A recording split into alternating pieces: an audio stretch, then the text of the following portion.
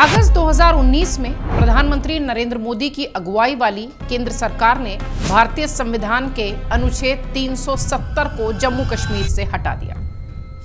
इससे जम्मू कश्मीर को मिला विशेष राज्य का दर्जा भी खत्म हो गया और राज्य को दो केंद्र शासित प्रदेशों में यानी जम्मू कश्मीर और लद्दाख में बांट दिया। साल 2019 में इसी दिन आज के दिन केंद्रीय गृह मंत्री अमित शाह ने राज्यसभा में आर्टिकल 370 को खत्म करने का प्रस्ताव पेश किया था। उन्होंने national conference, people democratic party और कांग्रेस समेत विपक्षी दलों पर तीखा हमला करते हुए कहा कि इन तीन परिवारों ने जम्मू कश्मीर को लूटा।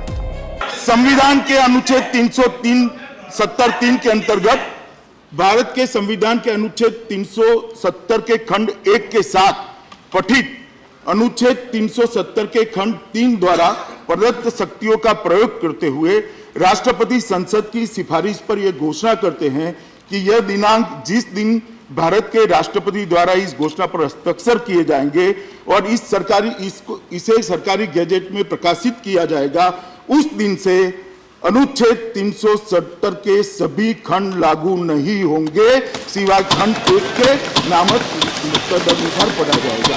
जब मैं जम्मू और कश्मीर बोलता हूं तो पीओ को इसके अंदर ही आता है। एक सेकंड भाई, सुनिए तो आप मुझे बोलने नहीं देंगे। मैं स्पष्ट करता हूं, माननीय मंत्री जी प्लीज। मैं जब जम्मू एंड कश्मीर बोलता हूं माननीय सदस्य, इसलिए एग्रेसिव हूं कि जम्मू एंड कश्मीर के पीएको को आप भारत का हिस्सा नहीं मानते हो क्या? एग्रेसिव ना हो, जान दे देंगे इसके लिए। क्या बात कर रहे हो आप? एग्रेसिव होने की क्या बात कर रहे हो?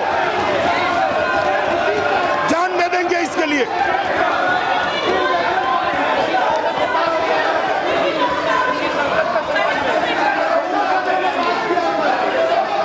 फिलहाल आज 7 साल हो चुके। जम्मू कश्मीर से अब 370 विशेष राज्य का दर्जा हट गया।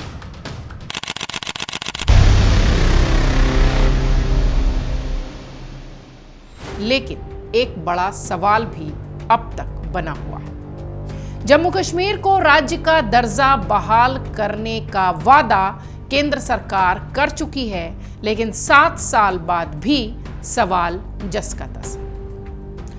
रणजी ट्रॉफी में जम्मू कश्मीर की ऐतिहासिक जीत से रिकॉर्ड मतदान से लेकर निर्वाचित सरकार बनने तक ये सारी चीजें हमने देखी, लेकिन इन सब के बावजूद राज्य का दर्जा अब तक नहीं मिला।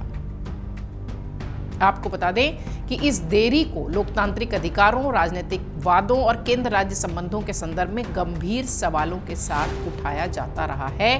कई सारे एक्टिविस्ट, कई सारे पत्रकार, कई सारे राजनीतिक पंडित ये सवाल करते हैं। अनुच्छेद 370 हटने के 7 साल बाद भी राज्य का दर्जा क्यों नहीं मिला?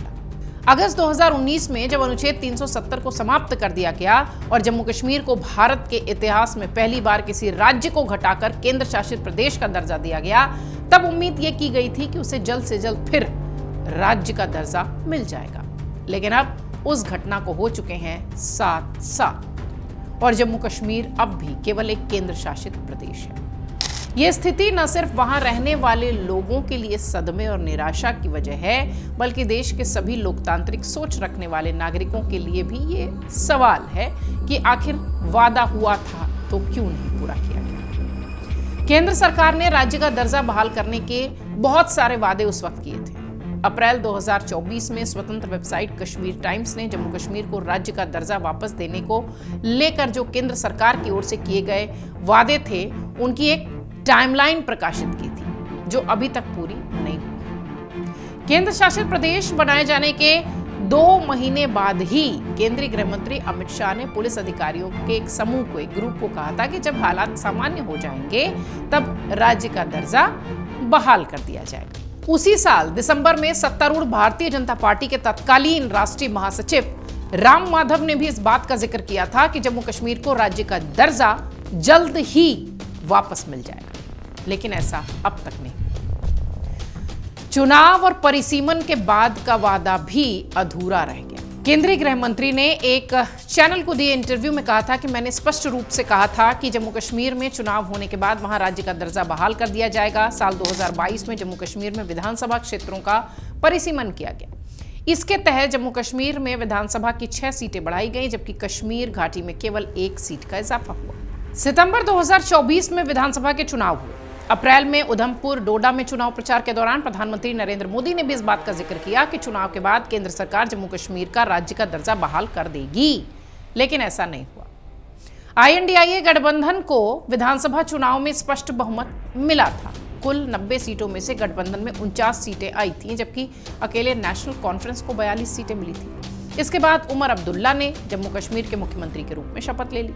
I, Umar Abdullah, do swear in the name of God that I will not directly or indirectly communicate or reveal to any person or persons any matter which shall be brought under my consideration or shall become known to me as Chief Minister for the Union Territory of Jammu and Kashmir, except as may be required for the due discharge of my duties as such minister.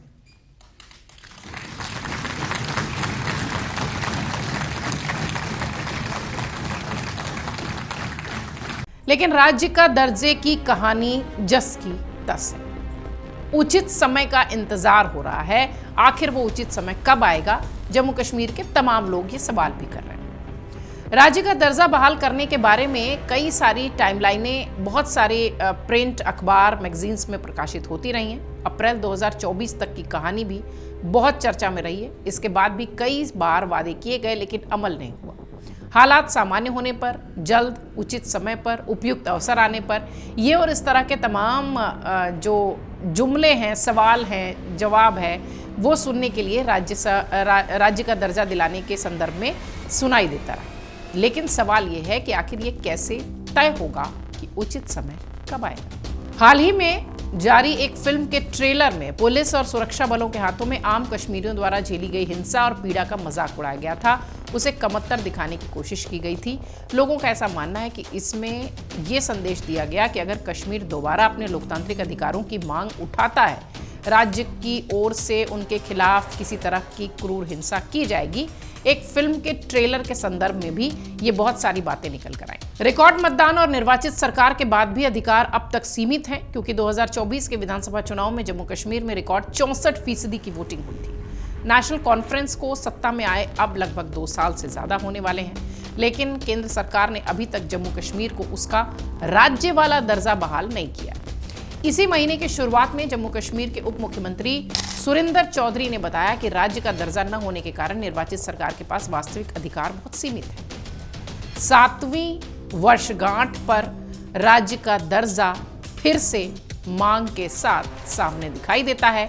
5 अगस्त 2026 को अनुच्छेद 370 को समाप्त किए जाने की 7वीं वर्षगांठ भी देश भर में चर्चा का विषय है।